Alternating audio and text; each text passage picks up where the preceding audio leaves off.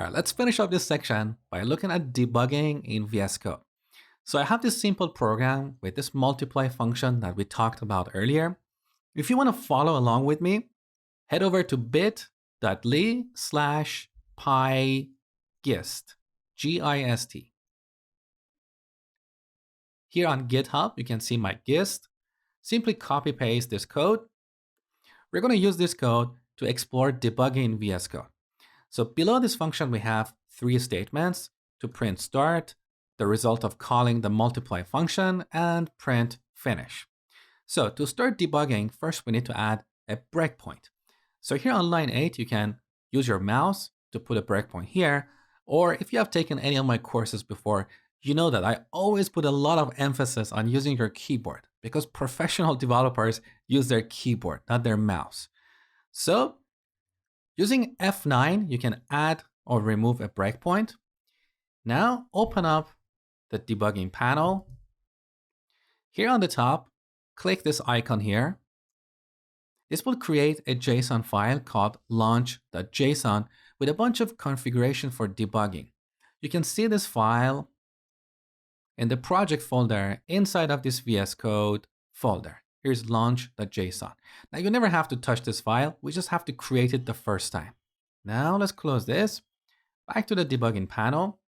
Now after this file is created, in this drop-down list, you can see various configuration options for a debugging session.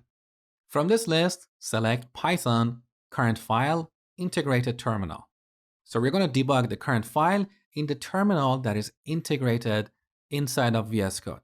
There is also another one with an external terminal. Now to start a debugging session, press F5. So here on the right side, you can see my integrated terminal. I'm going to close this because it's cluttering the view. So here is the breakpoint activated. Now we are on this line. We can step over it by pressing F10. If you're on a Mac keyboard, you should hold the function key that is on the bottom left corner of your keyboard. So step over. Now on line 9, we are calling a function. So we want to step into this function to see what is going on there. For this, press F11. Now here we are inside of the multiply function. On the left side, inside the variables panel, you can see the variables that are local in this scope.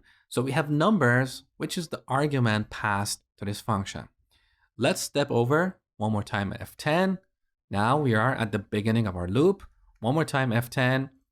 Now at this point, you can see a few other variables here. So we have our total. We have the current number that is picked in this iteration.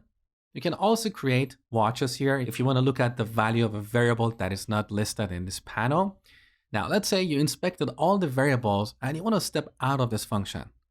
To do that, press Shift and F11. Now we are out. Back on line 9, F10 one more time, and one more time, and the debugging session is finished.